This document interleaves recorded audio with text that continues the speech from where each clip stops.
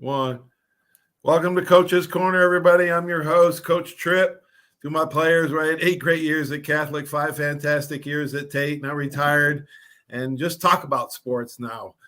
This is the Coaches Corner Local Sports Report edition, and we have Pace High School baseball coach Jason McBride here. Coach, thanks for joining the show. Hey, Paul. Thanks for having me. Glad to be on it. Gosh, it's been a few years since you've been on the show, I guess. You've been pretty busy. Let's start from the beginning, Coach. You grew up in Pensacola. You went to Pace High School. You played for Coach Charlie Warner. Talk about growing up, your mom and dad and your siblings, and playing for Coach Warner. Oh, well, me growing up, I always wanted to put on the Pace uniform. I have an older brother who's an '89 graduate. And ever since we were little kids, we couldn't wait to put on the Pace uniform. He's 5 years older than me, so I got to see him play and always looked up to those guys. And the tradition at Pace has always been, one of excellence, And so I couldn't wait as a little kid to put on that Pace uniform. So when I got here and got a chance to play for Coach Warner, who was awesome coach, awesome person. We had 4 good years, and I think my senior year we went 30-3 and got beat, ran into a good arm in the playoff. I remember it like yesterday, but it's funny how you remember those things this long, this far down the road. The one loss instead of the 30 wins. Yeah. It's funny how you remember that. Oh my gosh, Coach! You had an older brother, so you always playing with older, faster, bigger, stronger kids? Growing up, I played at Brent, but I lived in Pace, and back then it was 10, 11, and 12-year-old league. So when I was 10, you're playing against 12-year-olds, and man, that is tough. So my whole life I've been playing against older kids and playing with my brother and his friends. So, that's just the way I grew up. Then you went to Pensacola State College and played. Talk about about those years. Played for Coach Hamilton for 2 years. Love Coach Hamilton. Great coach, great person. Had a lot of success there at PJC. It was PJC then. But had 2 great years there, and ended up signing scholarship after my sophomore year to go to South Alabama. And I ended up getting drafted the same year. So I went ahead and signed to play pro ball a little bit, and but had 2 great years at PJC. Well, gosh, talk a little bit about the minors. You signed your 27th round pick for the New York Yankees. Talked to Coach Warner earlier today. He said you did get to go up there and spend some time with the big league club. Talk about your years in the minors and what you learned in baseball from those years. Oh, it's crazy. I grew up playing at PJC as playing shortstop, and I'd come in and close the game out at PJC, but I got drafted as a pitcher, and so I went ahead and signed. It was 3 great years. Enjoyed it. Wouldn't trade it for anything. Learned a lot of baseball. Learned how to conduct yourself as a professional, and had to grow up fast. I was 20 years old, which is still a young kid to me, but had to grow up fast. Learn a lot of baseball. Was around a lot of great minds. So during that time frame, I learned a lot of baseball during that time frame. So it was a good experience, and I wouldn't trade all that for the world. Coach, when did you realize you wanted to be a coach? Was it Coach Warner? Was he that big of a mentor and influence that, could really impact kids? And when did you decide, hey, I want to be a baseball coach? He was a huge influence on my life. He's been a mentor. He's a good friend of mine now. He's the AD here. Just a huge mentor. And I would say when I got done playing baseball, I was kind of at that crossroads, didn't really know what I wanted to do. Went back to school not knowing what I wanted to do, but really the only thing I know in this world is sports. So I'm not a real good handyman. You just ask my wife that. So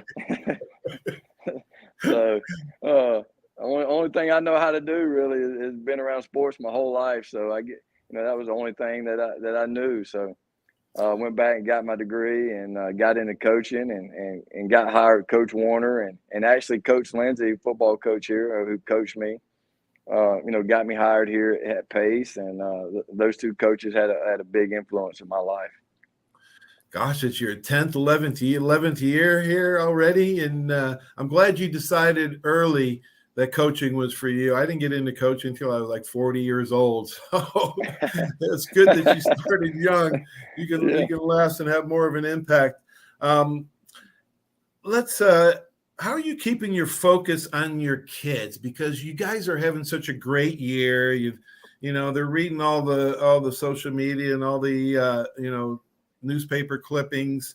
How do you keep them grounded, Coach? Do you give them humble lessons? Do you have talk a little bit about how you approach that? Well, we don't ever take any days off at practice. We're always grinding. Even today after a big win, getting home late, we're tired. We're still going to be out there and work and grind. There's no days off. We win a game. Now we got to look forward to the next game. And, that's just the way it is. And we got a lot of seniors, too, that have been through it, who've been through the grind. And I think that's helping us a lot. That's helping our young kids. They're kind of grooming those guys along. So I really think that's helping us a lot, too, as well. I think so too, Coach. You had lost 5-4 last year to Doral, 26-4. That was one of the things that I wanted to ask you. Talk a little bit about your seniors and how they've regrouped the team, and maybe you're staying, laser focused. Talk about some of the guys. Well, a lot of these seniors have been starting. Jackson McKenzie for 4 years, Alex McCraney been starting for 4 years, and then we got Brock Warner for 3 years, Ty Humphrey for 3 years, Owen Walters 3 years. So we have a lot of these guys who have been starting for 3 and 4 years who've been in the fire. And when their sophomore year, we took some lumps. Early, we ended up 16-13 and winning the district. But throughout that year, we took some lumps that year and kind of figured it out at the end of the year. And I think that's helped us out tremendously. You lose a game, they learn how to bounce back. They learn how to go through adversity. Playing the big game last year, I think, has helped them this year.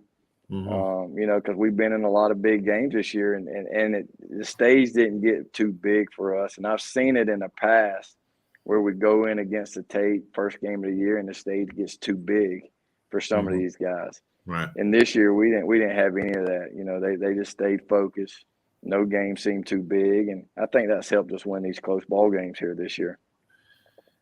Coach, I've seen hundreds of coaches over my years, and I've come to realize that who you surround yourself with matters, whether you're a player or a coach, especially a head coach. I talked to Coach Warner, and he said you're continuing on the tradition of hiring great coaches because they're the ones that do most of the work. Talk about your assistant coaches, Coach Hicks and the guys. Oh, absolutely. Well, we got Kevin Ricks, who the varsity staff we have is unbelievable. Really, it's like having 3 head coaches. Any one of these guys could jump into the head coaching role and be successful. Kevin Ricks, who's working the pitchers and calling pitches, and he was a head coach at Gulf Breeze, so he's been a head coach. Loyal to the program, works hard. And then Mike Bradford, who volunteers his time, unbelievable coach. Both of these guys are unbelievable, and they make my life easy, because a lot of times I'm doing a lot of the other stuff behind the scenes, booster club stuff, and they come out and get practice going and jump right to it. And you got to have that. You got to have that because the head coach sometimes is getting pulled in many different directions.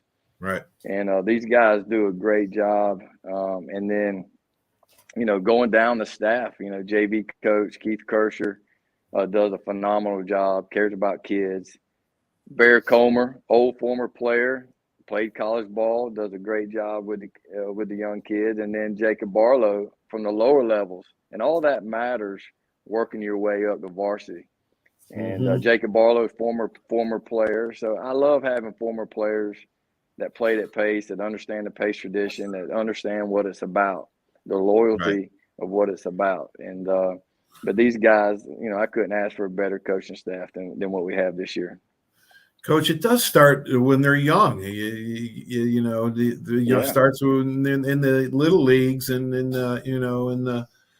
that's how you grow the products there. You just seen Pace just seems to win every year. The tradition, it's I'm reading a book now by Dr. Galen McCullough. I think he's going to be on the show this weekend, and he played for Coach Bryan in the early '60s.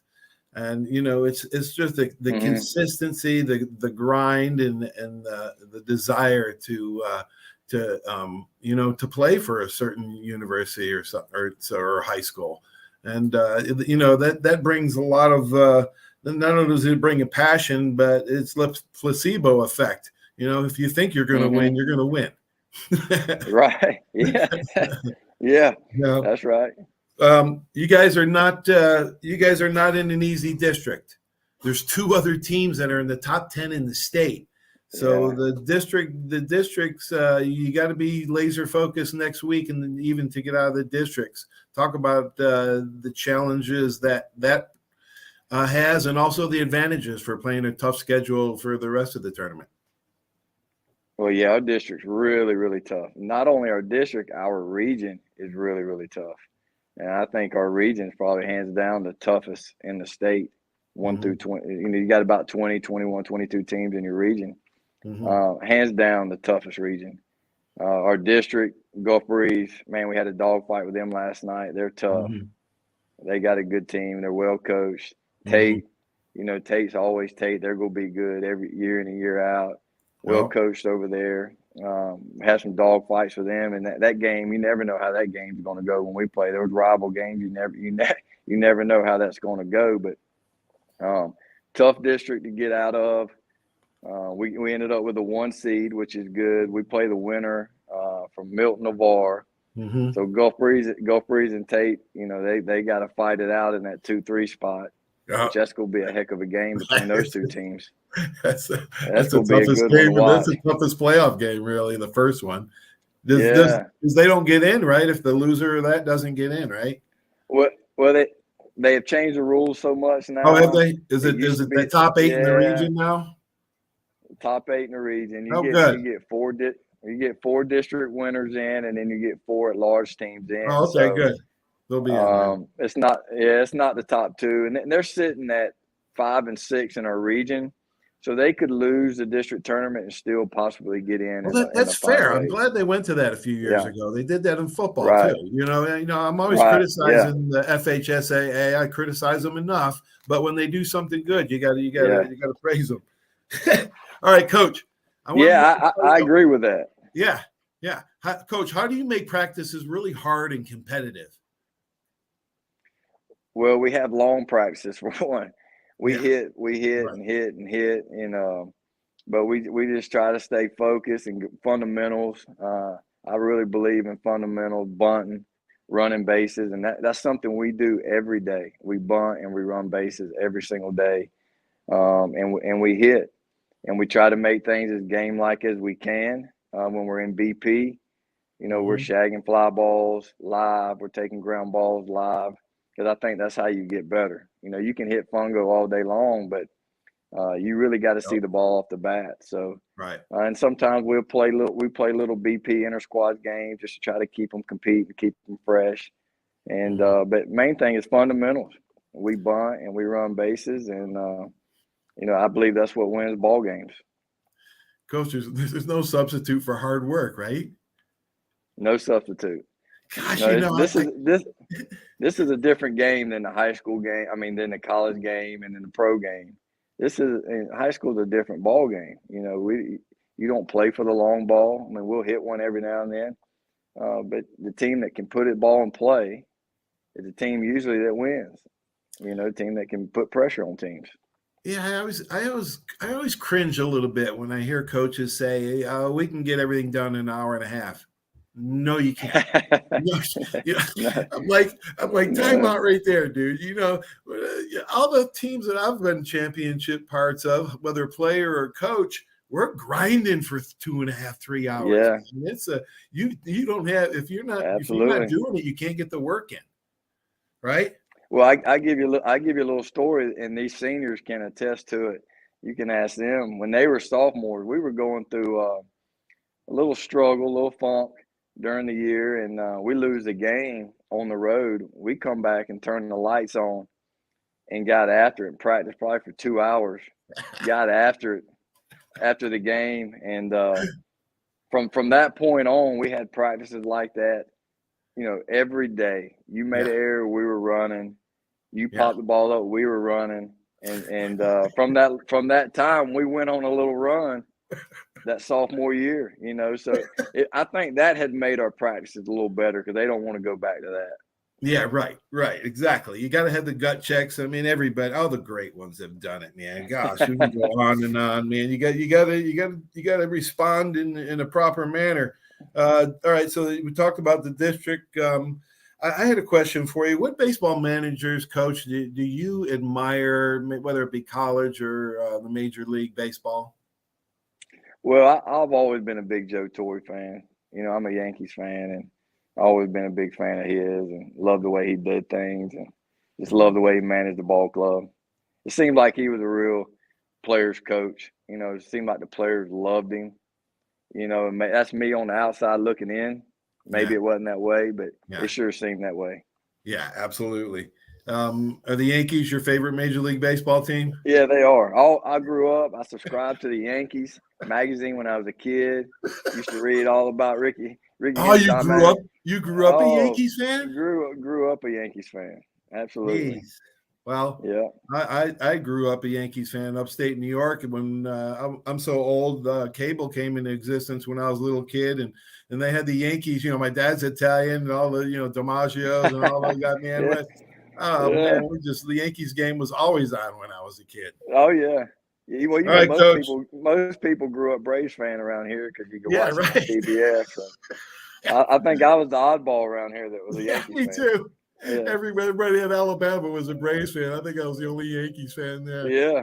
All right, Coach. Good luck in the tournament, Coach. Really proud of you. Everybody's proud of you. Keep it rolling. Man, I appreciate you having me, Paul. Thanks, buddy. We'll talk to you after the tourney. All right, we're going to go to commercial break right now to help us pay for this show. Thanks for watching Coaches Corner Local Sports Edition. We'll be back in a few minutes.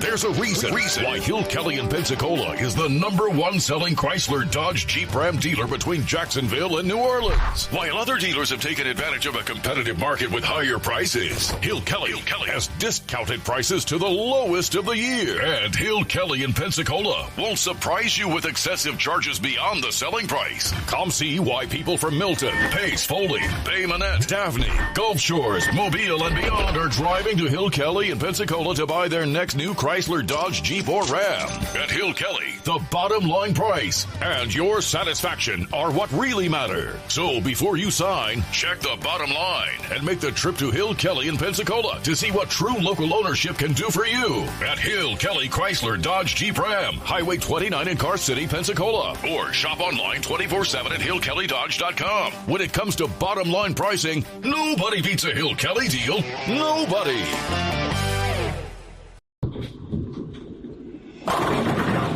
My name is Steve Reynolds.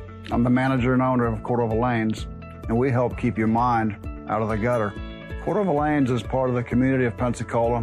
Being here for 43 years, we've entertained more people than any other bowling center in the city. We sell fun for a living.